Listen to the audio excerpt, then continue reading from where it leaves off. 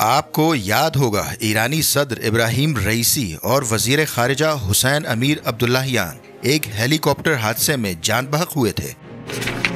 وہ سابق ایرانی صدر محمود احمدی نژاد کے بعد دوسرے صدر تھے جو دنیا بھر میں مشہور ہوئے۔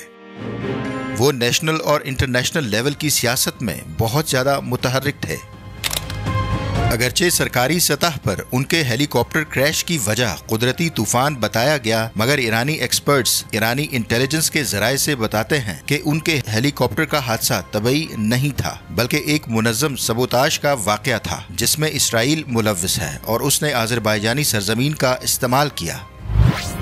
ایران نے اس وجہ سے اس معاملے کو حادثہ قرار دیا تاکہ فی الحال آذربائیجان کے ساتھ ایک اور محاذ پر کنفرنٹریشن کو اوائڈ کیا جا سکے۔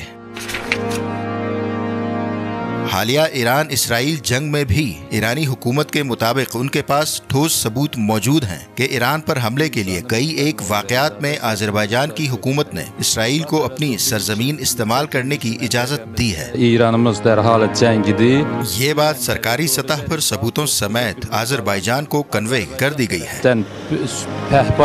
یہ اب کوئی ڈھکی چھپی بات نہیں رہی کہ آذربائیجانی حکومت نے اپنی ایک فوجی ایئر بیس کا کنٹرول اسرائیل کے حوالے کر دیا ہے۔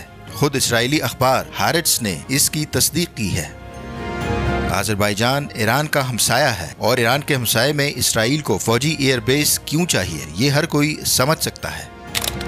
ایرانی صدر ابراہیم رئیسی کو پیش آنے والے واقعے سے پہلے بھی ایران کا یہ الزام رہا ہے کہ امریکہ اور اسرائیل ایرانی سرحدوں کی جاسوسی کے لیے آذربائیجان کی سرزمین کو استعمال کرتے ہیں اور اپنے ڈرونز اور جاسوسی طیارے ایرانی سرحد کے قریب جاسوسی کے لیے آذربائیجان سے پرواز کر کے ایرانی بارڈرز کے قریب آتے ہیں۔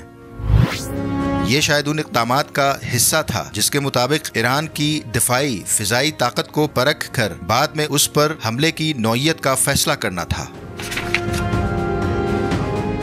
اگر ایک طرف آذربائیجان نے ایران کے خلاف سرد جنگ شروع کر رکھی ہے تو دوسری طرف حالیہ دنوں میں اس کے روس کے ساتھ بھی حالات کچھ اچھے نہیں ہیں، اور اس کی وجہ ہے روس یوکرین جنگ اور اس میں نیٹو ممالک کا کردار۔